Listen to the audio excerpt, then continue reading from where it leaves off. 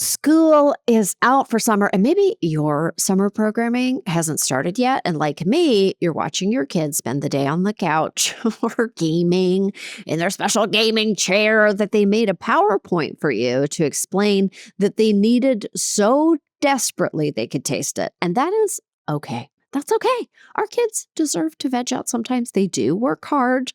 They work hard. School is harder now than it was when I was doing it.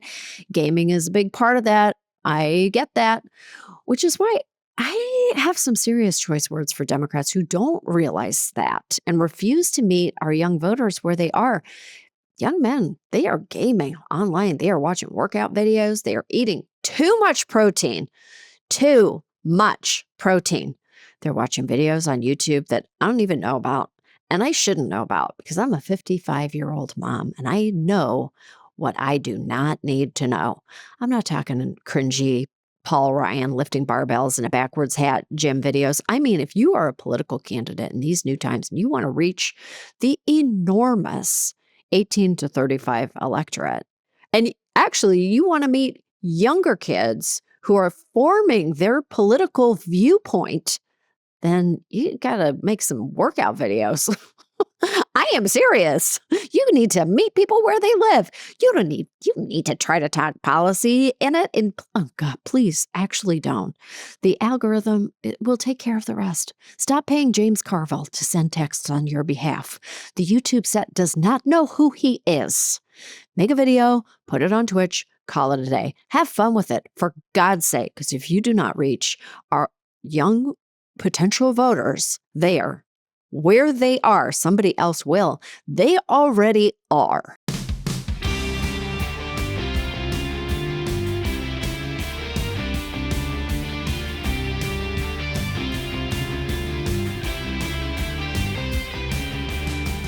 This is Choice Words. I'm Samantha Bee. My guest this week is so insanely insightful and funny at the same time, Elie Mystal. Elie's new book, Bad Law, 10 Popular Laws That Are Ruining America, is available now, and you can read his frequent writing in The Nation on, like the problems in our nation. I love how he explains politics. I wish every member of Congress would literally just forensically listen to this episode. So take a listen and make good choices. Wow, thank you so much for taking time to be on this show. Absolutely. I know you're super busy. Yeah, it's a decision season at the Supreme Court, so they're keeping me on my toes right now. But yeah, hopefully we'll get to July and then okay, take a nice long vacation. Okay, that's good. That's good. Go hide by a lake. Right. Dunk under it. I don't know. I don't know. We're all trying to find peace and quiet in some way. Is that possible? The leaping off point for this show is the idea of just choice and choices in your life. And you've got a new book. It's called Bad Law, 10 Popular Laws That Are Ruining America. How hard was it for you to choose just 10? Because I bet you have a longer list than that. Yeah, scoping, as they say in the biz, was easily the biggest problem for the book because, as you know, there are many laws. Yeah. I have not read them all. I haven't? What? I am told that many of them are terrible. And so trying to figure out how to winnow it down was a little bit hard. What I landed on were laws that I thought we could just repeal, right? There are lots of terrible laws that we need to be reformed. We need to update. We need to massage, right? But I tried to focus on laws that we could just white out. We could just rip out from the code and things would be better, right? So like an example of a law that didn't make the cut is like any drug law, right? I think most of our drug laws are terrible. They're racist. They criminalize victimless crimes. But I'm not going to say we should have no drug laws, right? Because I don't work for the Sackler family, right? I'm not trying to sell you OxyContin, right? There should be some drug laws, not the ones we have, right? So that didn't make the cut, right? But things like the PLCAA, the Protect Lawful Commerce in Arms Act, which simply gives a liability shield to gun manufacturers that no other industry in this country enjoys, we could just be rid of that.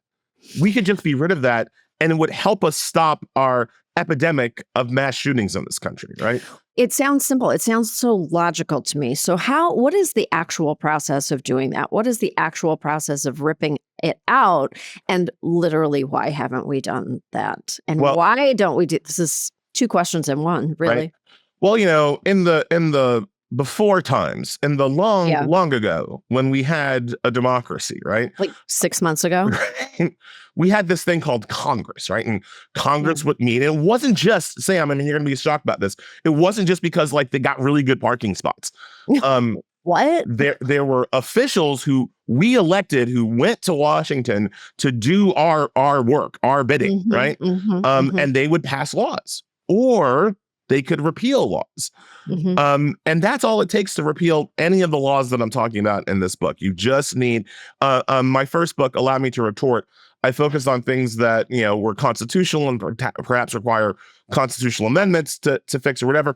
Everything in this book, in bad law, it's just, you just need an act of Congress. You just need to win the House, win the Senate. And, it would help if the Senate worked on a majority as opposed to a supermajority. It would help if you needed 51 votes in the Senate as opposed to 60. Again, with these like crazy democratic traditions. And if you have Congress, you can repeal any of these laws. One of the things that really bothered me as I was kind of going through the book, the subtitle, right, is 10 popular laws that are ruining the country, right? So, I don't know your process, my process. If I see something terrible, I'm like, show me the Republicans, right? Show me how the Republicans did this, right? But as I went through, and it's also part of the winnowing and scoping process, I kept seeing, oh, wow, Democrats supported this too. Oh, wow, Democrats supported that too. Oh, wow, Chuck Schumer voted for this. Oh, wow, Bernie Sanders voted for that. Oh, wow, Hillary Clinton voted for that. What the hell, right? And so all of these laws, when they were passed with broad bipartisan support. Right now, as it's become obvious that they were terrible and do horrible racist, sexist things, Democrats belatedly have been like, oh, that wasn't a good idea.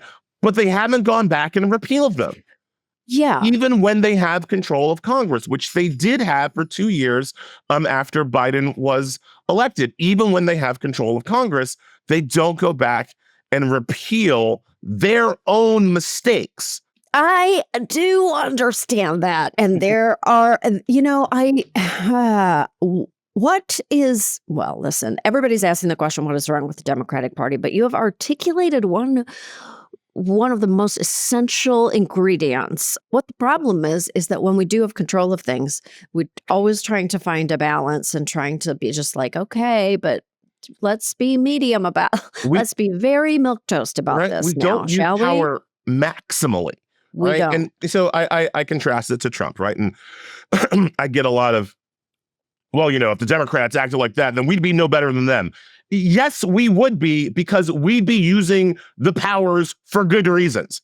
And that would make us better. Right. We're better because we want better things than what Trump wants. So look at his use of the military. I've written in The Nation about his use of American military forces domestically violates the Posse Comitatus Act of 1878. But I've also written about how the Posse Comitatus Act has a lot of holes in it, and nobody is going to stop him. Nobody is going to stop him from sending the National Guard or the Marines to California, right? So like, get that through your head. And once you get your head around that, I roll back to what I was screaming and begging and arguing for Biden to do after the Dobbs decision, which overturned Roe v. Wade, right? You could have sent troops, American doctors who work for the military. You could have sent them to red states to provide health care to women in need in Texas, in Arkansas, in Mississippi, and told Greg Abbott to go jump in a lake. All right. And we're seeing that right now with California. Trump wants to use the troops to go, put boots on faces, right? To abduct and round up immigrants. But Biden could have used the exact same power that Trump is successfully using right now to provide abortion services in Texas after the Dobbs decisions. That would have been an example of Democrats using power maximally for good reasons. Do you think that anyone literally is listening to what you are saying and is going to, who knows what's going to happen at the midterms? it's a wish that I screamed into the ether, who knows. But if they regained some control, do you think that they now understand that they have to use power maximally because you have to undo things that are happening, or you have to make things more difficult for them to undo in the future? No. Okay, great. So anyway, podcast over. I Bye. Thank you. I hope Democrats win in the midterms. I will vote for Democrats in the midterms because they will do their usual thing of slowing down the rate of decline of this country. That is what Democrats are good at. We, it's you come into a burning building and Democrats are really good with the buckets of water. Oh no, that's on fire! Right? Terrible at rebuilding the building. Right? Terrible at like employing like new fire safety codes, but like really good with the buckets of water. Right? So really good. So I'll vote for the literal wet blankets because things are on fire. All right. You got me. Oh my God. What a great campaign slogan. Just vote for the wet blankets. Right? We're not fun at a party, but we will slow your roll. And there are people to my left who are like, how dare you vote for the Democrats? I'm like, look, because things are on fire. And this is what we can do, right? But in terms of having a real aggressive strategy in terms of learning their lessons, there's no evidence the Democrats have learned anything. Yeah. And you can even see it on the lead up to the midterms, right? You can even see it right now. If I'm leader Hakeem Jeffries, I'm probably out here talking about, just basically sitting in Congress with a big like legal pad, just making a list. Every time these people do something illegal and saying, look, if I am in power in 2027, you're getting subpoena, you're getting subpoena, you're getting, like, I'd be handing out subpoenas like Oprah hands out cars. Right? But we don't have do you think that the American, I know the answer to this question too, but I'm saying it, I'm putting it out there. I'm like, the American public has the attention span.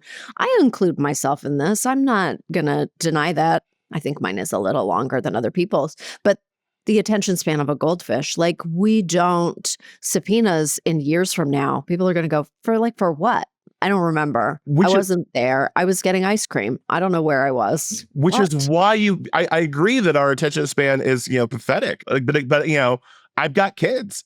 Yeah. I got a 12-year-old and a 9-year-old. They're not the most attentive folks in the world. They're kids, right? So how do I make up for that? I say it all the time. Right. I say it all the time. You say things 1,000 times for people, because that's how many times you have to say it for people to get it, right? You can't just have a press conference where you say a thing and then let it go for 6 months, because people will indeed forget. If I told my kids to take a shower once every 6 months, they take a shower approximately once every 6 months. That's great. And that's actually a perfect analogy. As they're your kid going to take a shower for their 6 months. He's looking at me right now. Their biannual shower. Right. So I say it every day. I'm like, you're going to take a shower today. And then tomorrow you're going to take another shower. And then Saturday, guess what? Right. Shower time. Right. Right. And that is what Democrats have to be to the Republicans. They have to say it every day, every time, to remind people because you're right, people will forget. People will normalize it. We're already seeing at some level a normalization of Trump, especially through his spokespeople in the New York Times and the Washington Post and the rest of the American mainstream media, right? CNN, MSNBC, we have gotten to a point where the media is already normalizing his behavior. Right.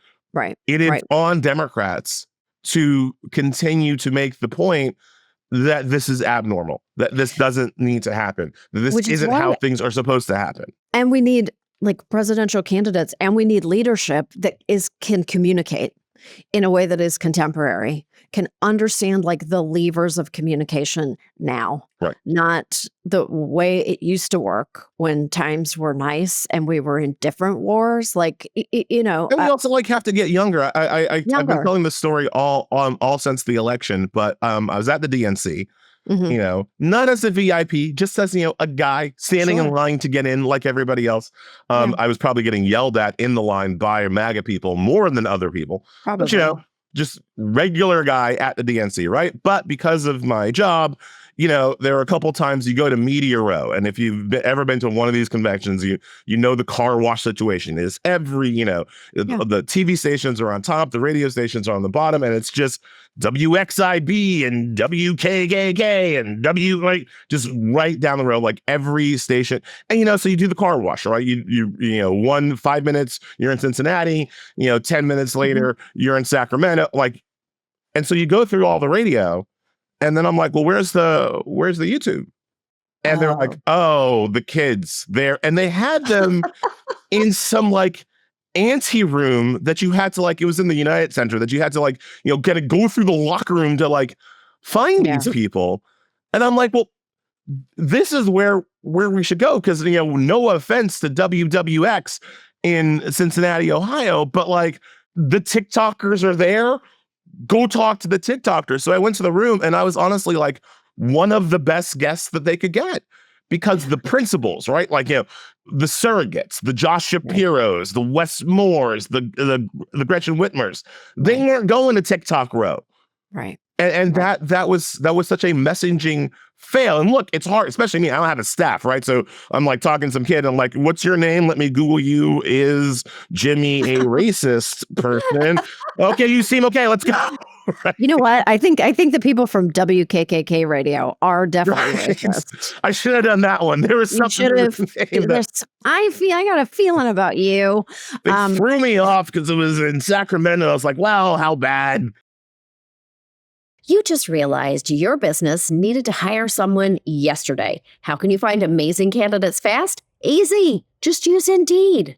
When it comes to hiring, Indeed is all you need. Stop struggling to get your job post seen on other job sites. Indeed's sponsored jobs help you stand out and hire fast. With sponsored jobs, your post jumps to the top of the page for your relevant candidates, so you can reach the people you want faster. And it makes a huge difference. According to Indeed data, sponsored jobs posted directly on Indeed have 45% more applications than non-sponsored jobs. Plus, with Indeed sponsored jobs, there are no monthly subscriptions, no long-term contracts. You only pay for results. When I was looking to hire someone, I gotta tell you, it was so slow. It was extremely overwhelming. I wish that I had used Indeed. How fast is Indeed? In the minute that I've been talking to you, 23 hires were made on Indeed, according to Indeed data worldwide. Join the 3.5 million employers worldwide that use Indeed to hire great talent fast.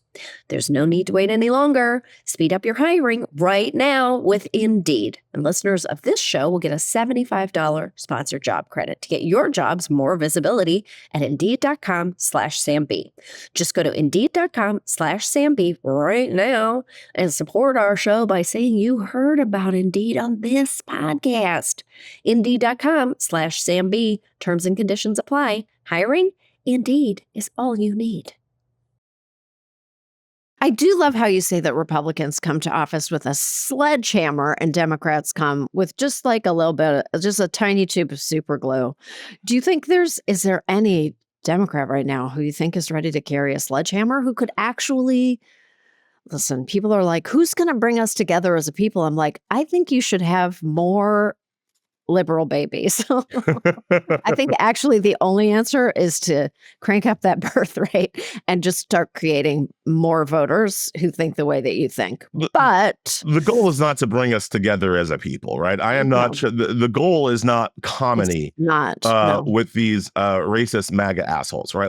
I am past the point of my life where I think I have been put on this earth to convince racist white people of anything, right? No. I'm here to convince people who already believe in a multi-ethnic, multiracial, pluralistic democracy based on freedom and fairness. I'm here to get those people who already agree with that excited and with some action items for what to do. If you don't agree with that, I'm not here to convince you that I should be treated like a person. And you should let gay people kiss. I'm not I'm done with that part, right? Happy Pride Month, by the way. So I'm more focused on the 100 million people that stayed home, right? The 77 million people that voted for Trump, guess what? You're gone. Goodbye. There is nothing anybody can do about you. Go take your horse medicine, and we'll see you on the other side. 100 million of you sat your ass home, right? And Part of that was both parties are the same. And look, I criticize the Democrats a lot for not making some of the differences between Democrats and Republicans more stark and Right. obvious Right. to people. I don't necessarily blame a person who is not informed enough to be able to make that granular distinction between Chuck Schumer and Chuck Grassley. I Right. can. I'm not going to yell at a person who can't, right? Right. That said, we are beyond the point where you can't choose a side, right? Like, with all due respect to Andrew Yang, he's an idiot. There is no third way. There is No. one side that stands for basic democracy, right? Not even Mhm. not even awesome like Scandinavian, just basic ass democracy, Basic. Yeah. right? Basic fairness, basic civil rights, right? That's the Democrats. And there's one side that's trying to run a fascist authoritarian dictatorship. Yeah. Like these are not difficult choices to make. And so the way forward is to make that obvious to the people who stayed at home and make it obvious that they need to show up next time. Like that is the only way. And again, our messaging doesn't really do that.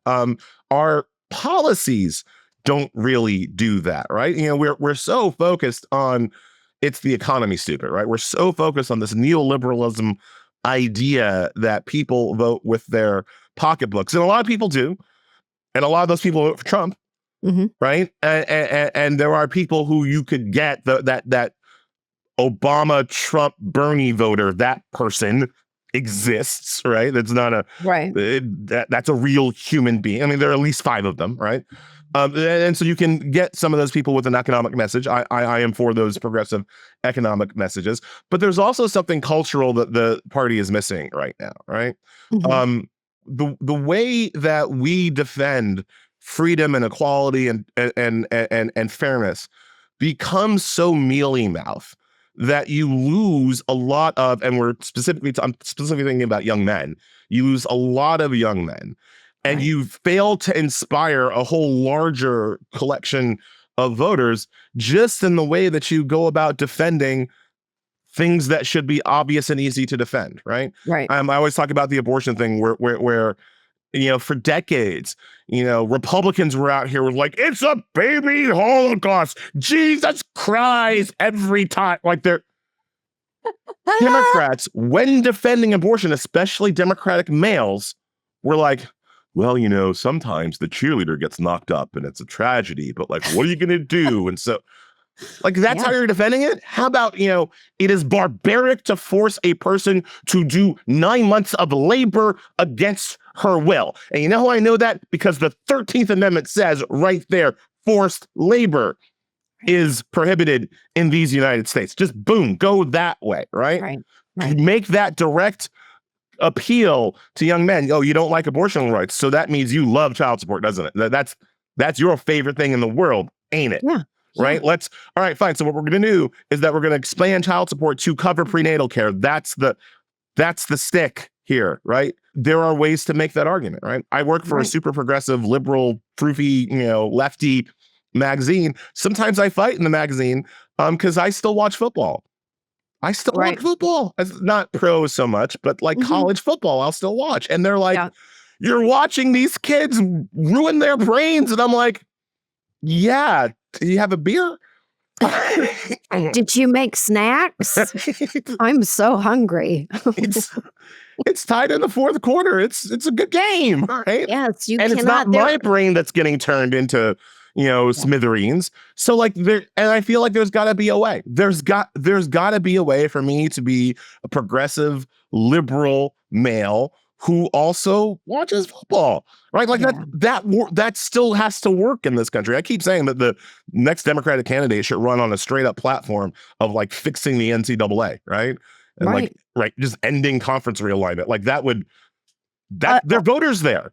Listen, I'm like, people ask me a lot. They're like, what do we do? I'm like, why don't you try making some workout videos for young, like literally my son only watches people lifting weights. And some of those videos are a lot of those workout people are radicalizing our adolescents.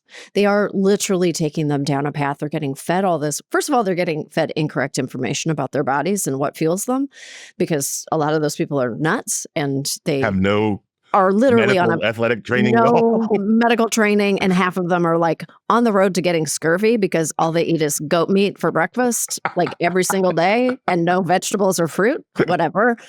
Some of these guys are working out so hard. I'm like, your teeth are loose, dude. I can tell. You need vitamin C.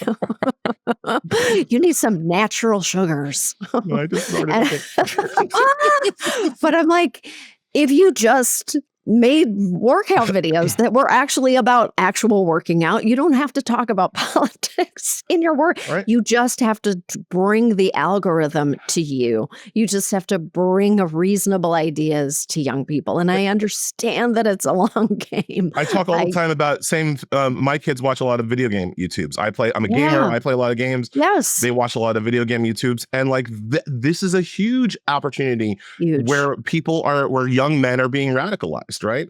They're watching, the gameplay reveal trailer of the Grand Theft Auto. Yeah. And, the YouTuber is like, oh yeah, she's so hot, right? And the liberal response to that is always like, oh my God, you're over-sexualizing the main character in this. And it's like, dude, like, again, you can have a message about freedom and equality and fairness, and also like big boobs on Grand Theft Auto. You can live in that world. And our inability to, again, play in those video game spaces, so many kids are being radicalized and introduced to right-wing ideology through Twitch, through video gamer streams, and the left is nowhere. So like, there are lots of like, I don't want to say tactical, that's why I keep saying cultural reasons for why the Democrats seem to be losing young men and seem to be losing this kind of larger cultural war. And the biggest of those reasons is that we don't fight it, is that we're not on the field of battle in these culture war issues. Like, we still think that culture war issues are being fought in the editorial pages of the New York Times. Yeah. And they're not. And we already won those. So like, how is that helping us? We're literally all the people standing in the background going, you should be reading a book right now. Right? Like, that doesn't actually work. It doesn't work unless you pay them. If you give them money, they will read a book. If you inspire their desire to learn, they will read a book. But you have to inspire their desire to learn. And you've got to put things in an entertaining context. And one of the reasons I love your show, one of the reasons why I do what I do, like there was an editor I had long ago who was just like, yeah, but Elie, why so many jokes? And I'm like, motherfucker, I write about law. If there are no jokes, people go to sleep. I want to enjoy my life. How's that? Can I smile? Am I allowed? I want people to read what I've worked on. That's why there are jokes in there, right? Yes, like, Jesus. But our side generally doesn't get that. We want to, even the way that we talk, like we like to sound as smart as possible. Right? Whatever education level we have, we like to have that on display when we are on the stump, when we are on the mic. That's not how Republicans do it. Even the educated ones, right? Yeah. Senator from Louisiana, John Kennedy, he's a Rhodes Scholar. He is one of the more educated members of Congress. How's he talk? He talk like he Fronghorn Leghorn. he talk like this. He's like, oh, I just love me some Trump, right? Why? Because he's talking like he perceives his people talk. Talks. Right. Trump is unable to talk above a 4th grade reading level, but that's where his supporters are. Right. So Trump's like literal inarticulateness, like inability to sometimes piece 2 sentences together, that makes his supporters feel comforted. Right. They're like, we're basically the same. And one day I'll be rich like you. Right. And I'll be able to afford a membership at your club and we'll be eating ketchup steak together. Right. Because I don't need any of that ketchup steak. This feels realistic. Like he doesn't want to hang out with you. So you asked me, this all tangent started because you asked me, like, is there a Democrat who's poised to do that, right? Yeah. Who's poised to bring the sledgehammer? And I always say AOC, and I know that she pisses a lot of people off, and then you get into like, oh, but she can't win. To answer the question, that woman has a sledgehammer in her handbag at all times. She is always ready to put in the work. So I always like to highlight her, even though there are people who constantly clip at her ankles and say that she can never win because she's unpopular. Well, she's unpopular because you say she's like it. It's a whole circle with her. So I always bring up that.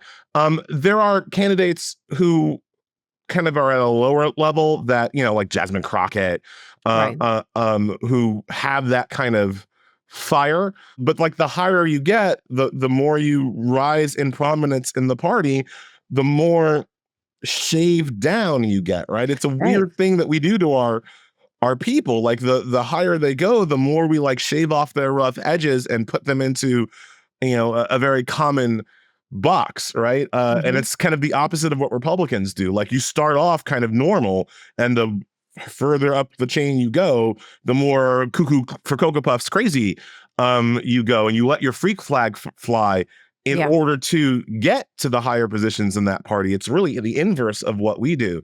And I think it's yet another reason why we fail. Yeah, we need someone who can speak extemporaneously now. At the drop of a hat, we need someone who can talk in the moment and sound like a real human being. Okay. More than anything, we just need that person. You're actually allowed to make mistakes. You're allowed to say stupid stuff. You're allowed to do all of that, but you have to be able to talk about anything at a pin drop.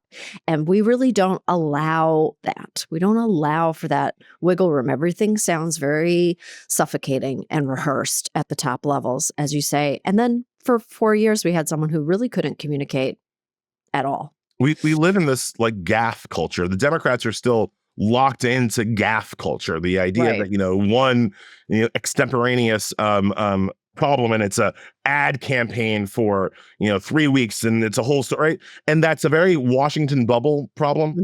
That's an inside the beltway, like what we understand the media is going to talk about. It doesn't utilize the ability to go to social media, to go to these other democratized platforms and speak directly to the people. It also doesn't fully understand the speed and rapidity of the news cycle these days, right? Right. You can have a terrible day, you can make a terrible gaffe, and you can get just dunked on for days for saying something stupid, and then it moves on to the next thing, right? There is no story that sticks for 2.5 weeks, right? I can imagine, like, I'm old enough, I'm going to show my age here, but I can imagine the Monica Lewinsky scandal, the entire thing playing out in about 2 weeks, right? Oh, yeah. Today. Oh, same, right? Same. It would have been like, boo, I did not have sex with that woman. Boom, dress, boom. All right, I did. We would see it as a strength. Somehow we would, like the world is so different now. If you've shopped online, chances are you've bought from a business powered by Shopify. You know that purple Shop Pay button. You see at checkout, the one that makes buying so incredibly easy. That's Shopify. And there's a reason so many businesses sell with it, because Shopify doesn't just make amazing buying experiences for customers. They're also the experts in helping small businesses grow big. Shopify is the commerce platform behind 10% of all e-commerce in the U.S., from household names like Mattel and Gymshark to brands just getting started. Shopify helps business owners tackle all their important tasks in one place, from inventory to payments to analytics and more. Shopify also makes the marketing minefield easy with built-in tools for running social media and email campaigns so you can find new customers and keep them. And if you're looking to grow your business internationally, Shopify has global selling tools in over 150 countries. In-person more your thing? Shopify's award-winning point of sale connects your online and offline sales in the same place with 99.99% uptime and the best converting checkout on the planet. You'll never miss a sale again, only with Shopify. And did I mention that iconic purple Shop Pay button that's used by millions of businesses around the world? It's why Shopify has the best converting checkout on the planet. Your customers already love it. Stop seeing carts going abandoned and then turn those sales into... Sign up for your $1 per month trial and start selling today at shopify.com/Samby. Go to shopify.com/Samby. Shopify.com/Samby. You wrote so succinctly recently in response to Trump sending, the LA showdown, that laws don't stop authoritarians. But like he's acting lawlessly. He doesn't care about laws. The laws themselves can't rise up off a piece of paper and stop them. People have to do that. Okay, what would you like the Democrats to do if they one day decided to start listening to you? Like day one, like right now. Well, before I get to them, I just want to say the people are doing it, right? Like the No King's Day was great. That was great. That was great. And like, that was great. We need that sustained pressure, right? But like what people did last weekend is what we have to continue doing. That's the only way it's going to. People forget No King's Day started as the counter protest to his stupid military birthday party, right? Yes. Like I saw Kim Jong Il do it, and I got real excited. Like that was the response to that, and it worked. It freaking worked. It was dominated the news cycle. The protests, not the parade. So like, good job. More from that, please. Right. Next Saturday, July 4th. Right? Like literally, it's been a really interesting. It's been good in my family too. I'm like, we're going. Everybody's like, what? It's Saturday. I'm like, just put some pants on. All you're doing, you're just walking around. Okay, you just like it's like going for a walk with other people. It's nice. You have to do it. You actually have to. You just actually have to be a human body. Like you just need the numbers at this point, right? You just need numbers, more and more numbers. That felt really good. Do you think that he felt the pressure of that? Do you think that he actually absorbed how much A, his parade was stupid and dumb, and B, that he looked like an idiot, and C, that it was the highest attended level of protest in like what, American history? It's hard to know what actually gets through his addled brain. Like I can't easily put myself in especially because you got to remember it's a cult of personality. So he's surrounded by sycophants. Like he's surrounded only by people who tell him exactly what he wants to hear. So I can't even imagine what filters through. The media noticed it, right? Senators and congressmen noticed it. And so that was going to be my segue into the Democratic Party. You'll notice that for those protests, it was not led by the Democratic Party. Yeah. Right. Right. That was a ground up. It wasn't top down. We didn't have Chuck Schumer out there organizing the rally. Mm-hmm. Right. That's not how that works. So like part of my answer to like, what should the Democrats do? It's more like, well, the people should stop waiting for them. Right. Right. If you go, the Democratic Party are the quintessential example of the politician who like, where am I must find out where my people are going so I can lead them, right? Like they are the guys that are only going to rush to the front of a march that's already started. They ain't leading nothing. Right. And so stop waiting for them to do so, because that is not how they perceive their jobs to be, right? Right. And so then the second thing is that I think this upcoming primary season is even more important than the midterm election. The Democratic primary is more important than the general election in November 2026, because that is the opportunity for the people to send a message to the Democratic Party that they will not miss. Right. Some of these weak, the way I put it is insufficiently committed to fighting fascism Democrats, if some of them get beat, if some of them get taken out, that will have a ripple effect through the entire party. You're talking about choices that people make. Yeah. If you make the choice to kick out some of these Democrats in a primary that just can't chew the leather and haven't gotten the job done, even if the person that you place them with loses, it will still have a better effect, right? So and it's a weird thing to think about, except that I have a historical example. It's what the Tea Party did. The Tea Party announced itself to the world, not by taking out Democrats, not by electing Trump, but by taking out Republicans in primaries, right? I was going to ask you that. Are these midterms, is this going to be the Democrats? This needs to be our Tea Party moment. And if you remember what the Tea Party did, they took out people like Eric Cantor, rising Republican star in purple Virginia, and they took him out and they put a crazy person up. And guess what? The Republicans lost the seat. They lost the seat because the Tea Party person was crazy, right?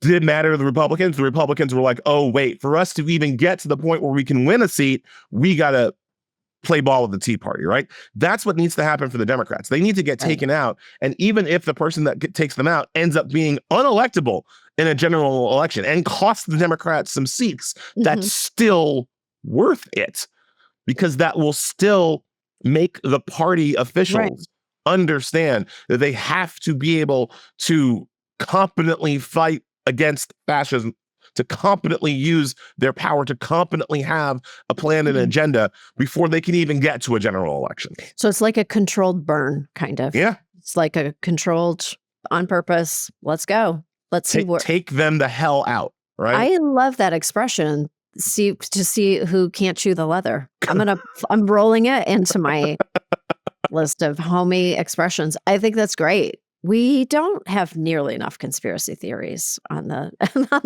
Democratic side. I really did enjoy reading about how now all of these political leaders are like, wait a minute, all the conspiracy theorists that we courted, now they actually want us to do stuff that isn't legally possible or even credible or reasonable in any way. And their ideas are bad and they are dumb. What do we do?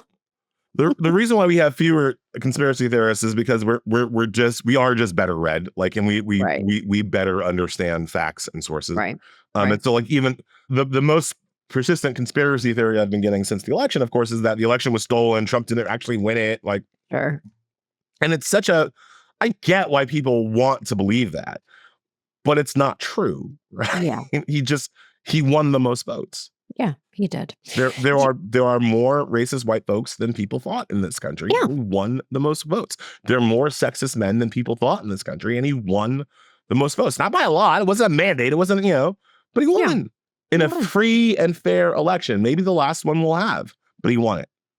And it's not hard for me to go into lefty circles and say that, because our people are able to appreciate reality even when reality is something they don't like. And that is a huge difference between us and the Republicans, I think. I do think that the Republican voting base, too, they're a little better at they're just sort of better at party loyalty, and they're better at going like, I don't agree with everything.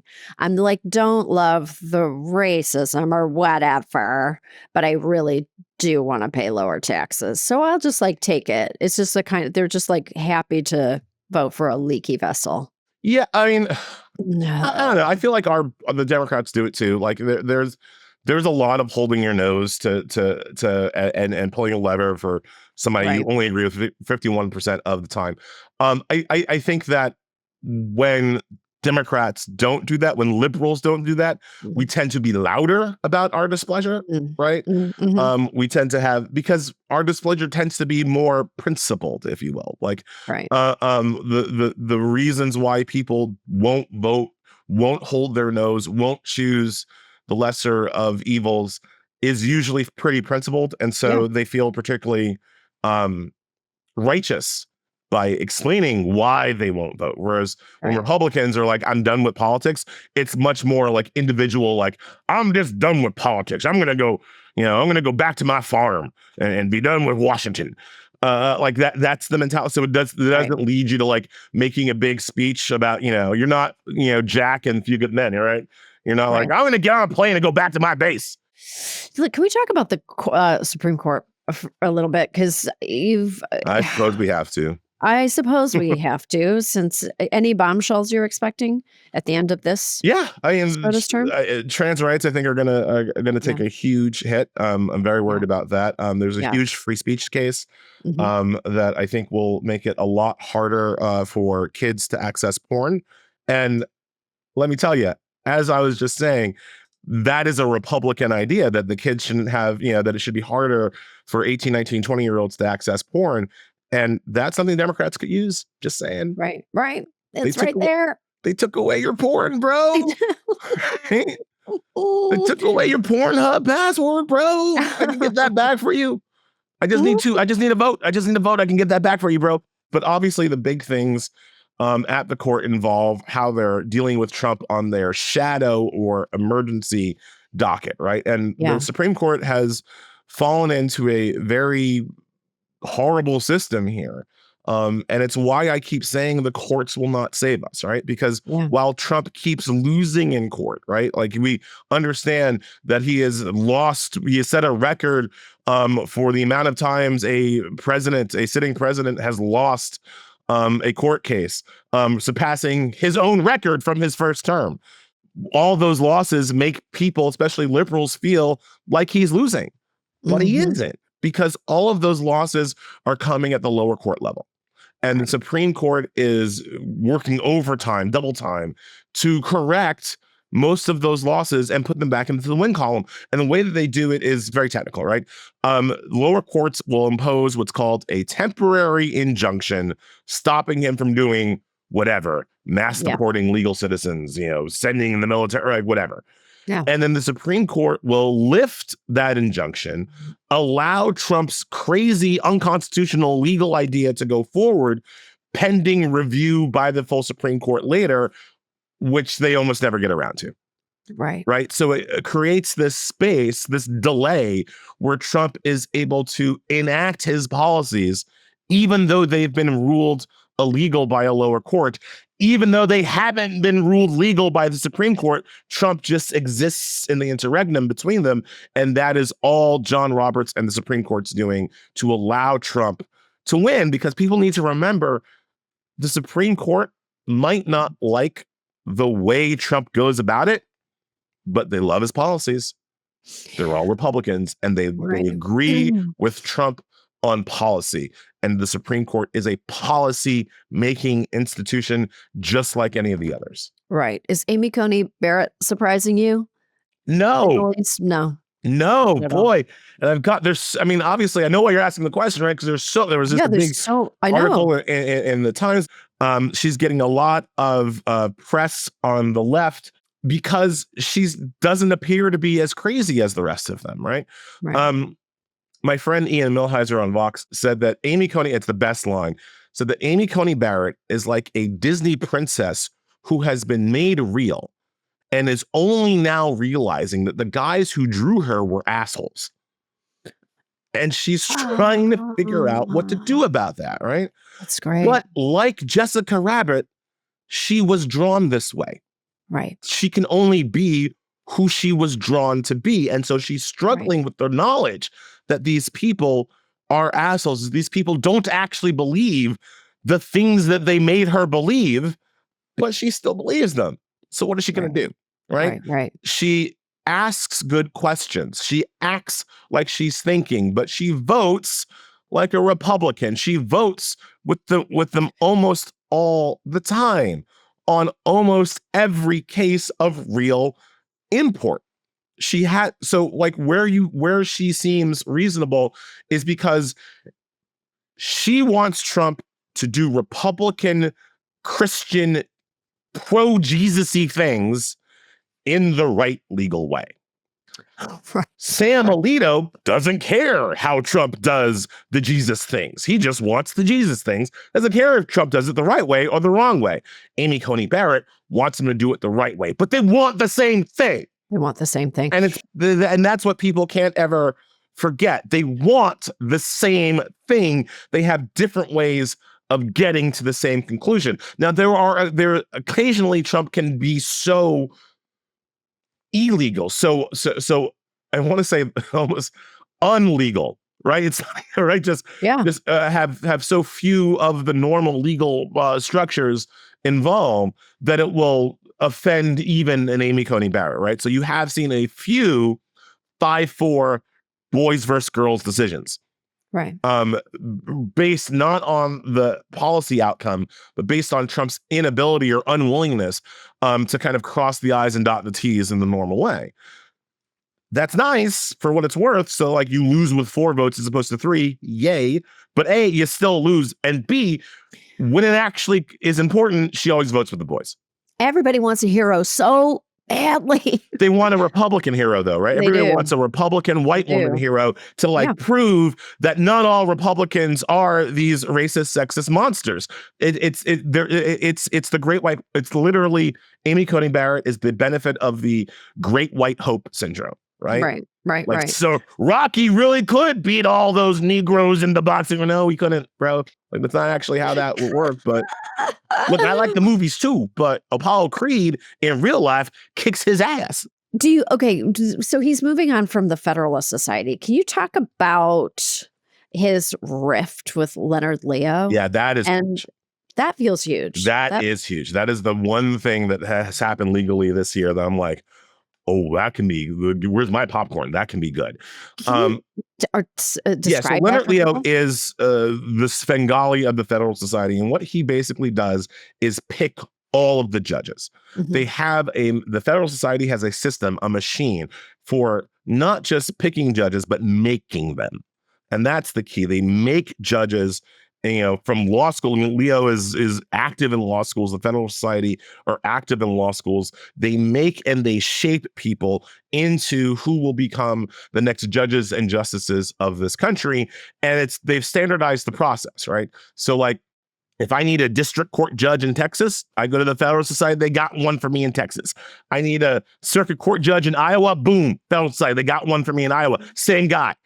They've standardized the process. Just like, you go to a Taco Bell, you get a Crunch Wrap burrito in Texas. It tastes the same as you get it in Iowa because they've standardized the entire process, right?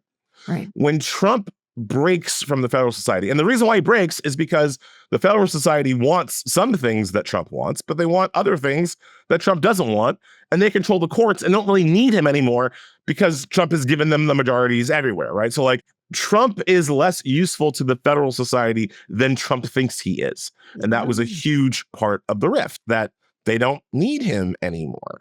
Also, the Federalist Society judges generally support, in a very small s way, generally support democratic self-government. Trump judges don't.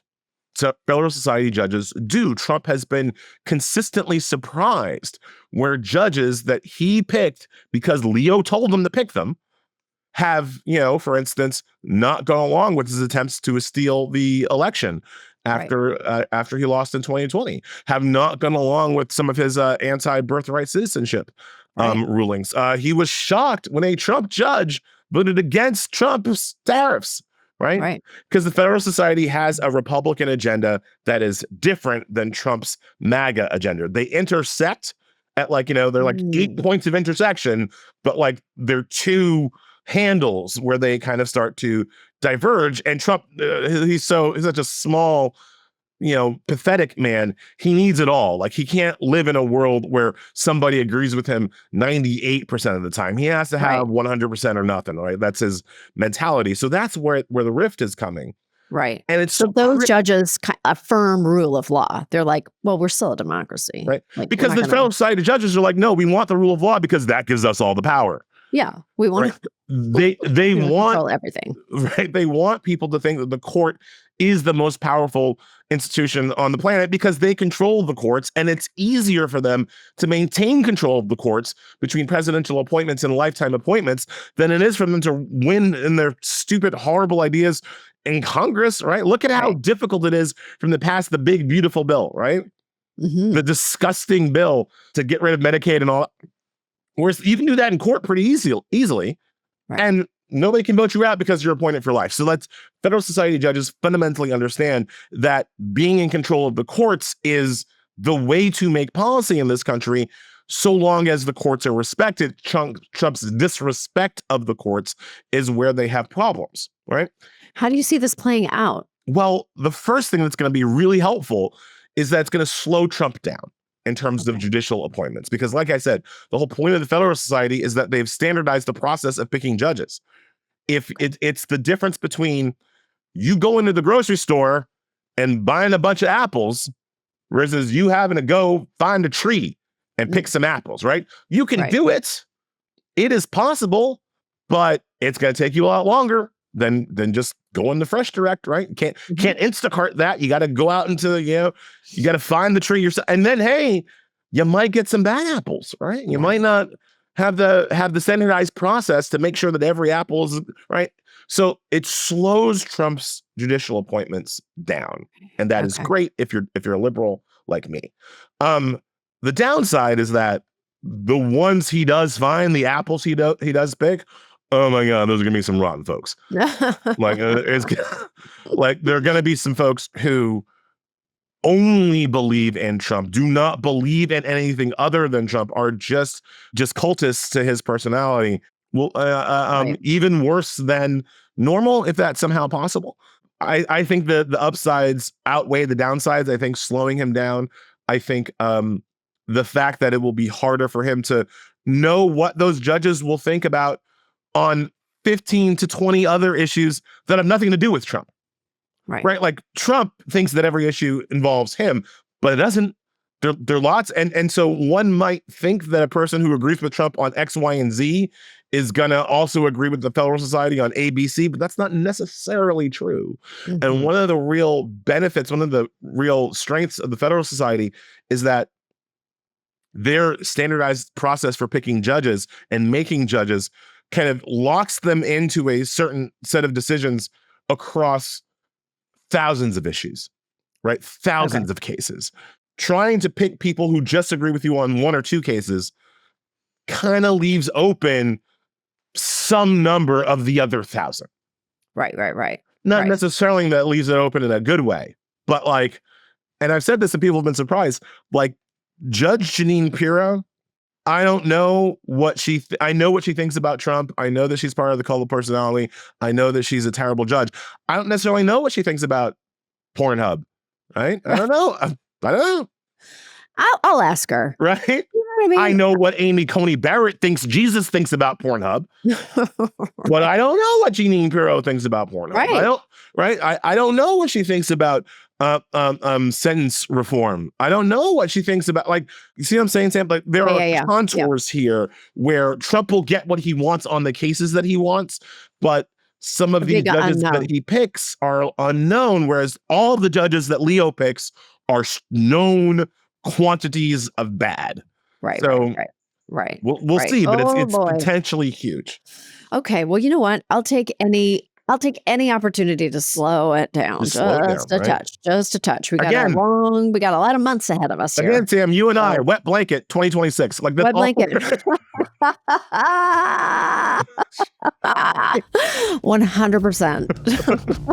Wet blanket and Xanax. Wet blanket and Xanax. This was so great. Your book is great. You're great. I just love talking to you. Please come on again.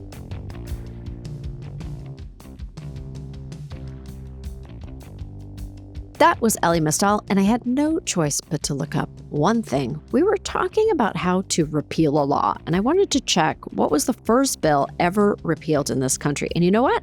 It was the Chinese Exclusion Act, which was passed in 1882 and repealed in 1943 as a way of opening up immigration policies. Well, the people who repealed that would not be pleased with what is happening today. Thanks so much for joining us. I'm Samantha B. We're going to take a brief summer hiatus, but we will see you soon for some more choice words.